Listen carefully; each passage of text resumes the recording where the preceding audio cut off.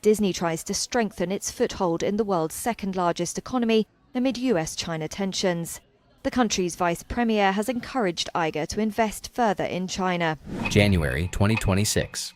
Bob Iger, chief executive officer of the Walt Disney Company, flies to Beijing. He sits across from China's vice premier. He pledges expanded investment in China. That same month, Disney raises its peak day Disneyland ticket to $224. One trip, one pledge, one price hike. Here's the part Iger does not want you calculating. $224 is just the gate.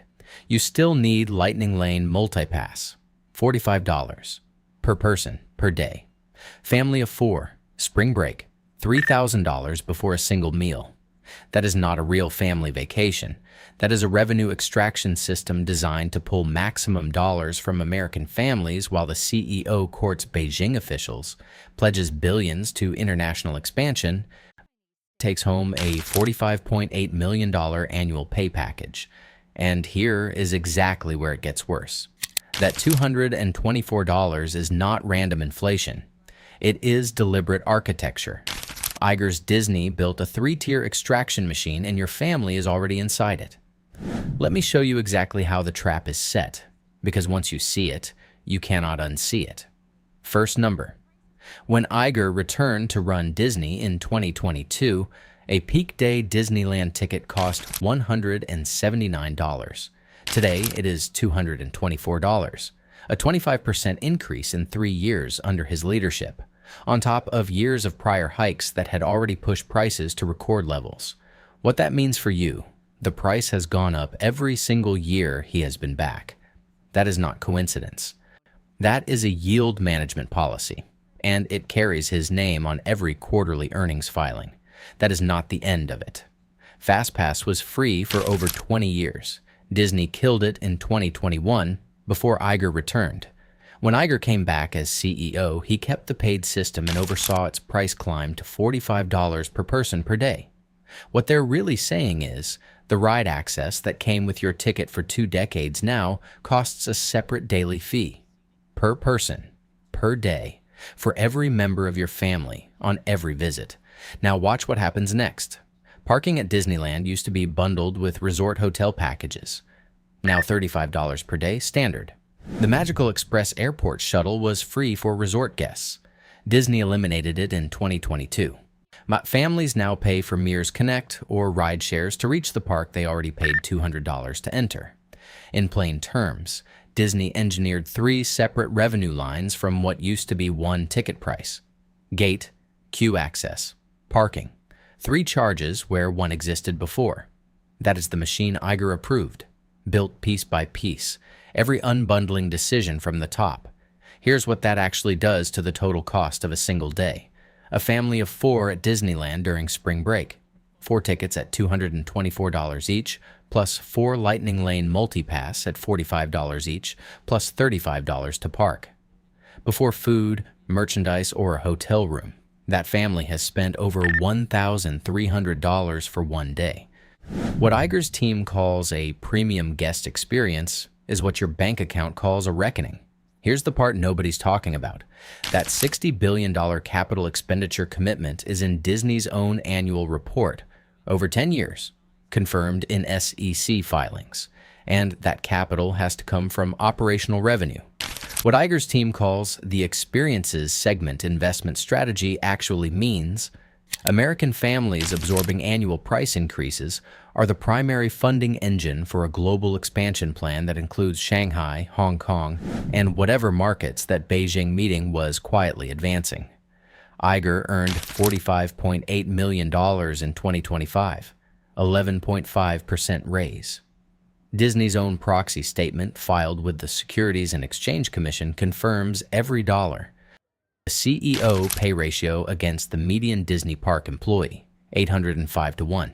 Confirmed, disclosed, in the same document, and there is still more on the ledger. Disney paid a $10 million civil penalty in December 2025. The FTC and DOJ confirmed it in official filings. The settlement resolved allegations that Disney enabled the unlawful collection of children's personal data on YouTube. In plain terms, While charging families record prices for the magic of childhood, Disney was harvesting children's data without parental consent. That $10 million settlement cost less than a quarter of Iger's single-year compensation. The numbers do not require any editorial commentary to carry their weight. Imagine you're a family of 4 from Phoenix planning a 3-day Disneyland trip over spring break. And base tickets at $224 per adult. Lightning Lane Multipass at $45 per person each day. Parking at $35 per day. 3 days in the park. Before a single meal, you have spent over $3,000. That is not a vacation budget for most American families. That is a car payment. In plain terms, the park built on the promise of middle-class wonder now prices like a luxury destination. The aspiration is still heavily marketed. The price point is not explained until you are already inside the system. Picture this scenario. You book a Disney Resort hotel expecting the perks that used to come with it. Free parking, free airport transfer. Both are gone. $35 a day to park at the resort where you already pay to sleep. But $42 each way for a Mears Connect shuttle from the airport. The hotel room already costs more than the ticket. The hidden catch. The real total cost of a Disney vacation is never the number you see advertised first. It is assembled fee by fee at every gate, every app screen, and every parking booth you encounter. Imagine you're a single parent who saved 12 months to take one child to Walt Disney World.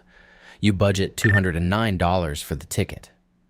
At the entrance, you realize Lightning Lane is effectively essential for experiencing more than a handful of attractions in a full day. $45 more.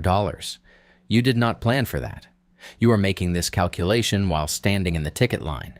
And while you do that arithmetic, Iger is in Beijing pledging expanded China investment. His 2025 compensation, $45.8 million. Your total park budget for the day, under $300. One of those numbers increases next year. It is not yours. Iger isn't done yet. Disney's public justification is that demand-based pricing manages crowds and gives guests flexibility to choose lower-cost dates. What they're really saying is, if you cannot afford the holiday rate, come on a Tuesday in January. Most working families cannot take a Tuesday in January. The pricing calendar is built around that reality. What Disney calls tiered access means the full park experience has been repriced beyond reach for the families who can only visit during school breaks, which is the majority of families Disney spent 70 years building its entire brand identity around. The gap nobody openly discusses.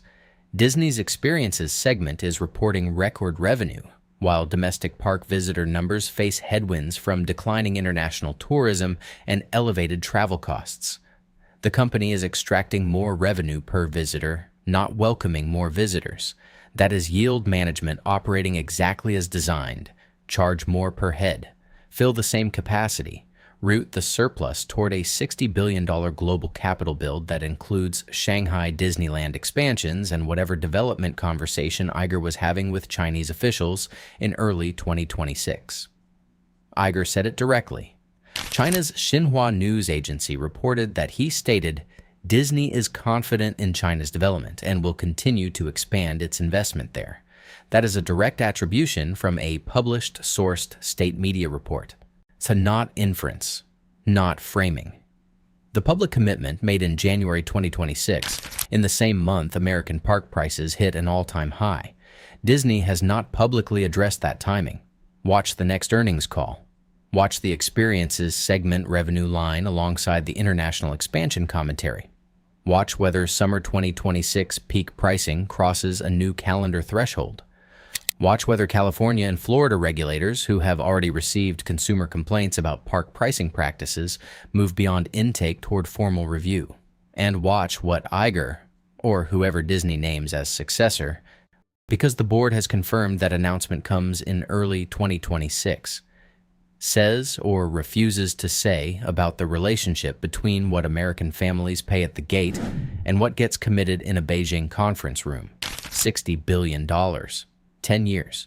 The pricing machine that funds it is not reversing. It is locked into the calendar, the app, the parking booth that used to be free. The math does not need a statement from the executive suite to be visible. It is already on your credit card every time you walk through those gates. So Iger built this machine. The machine is still running.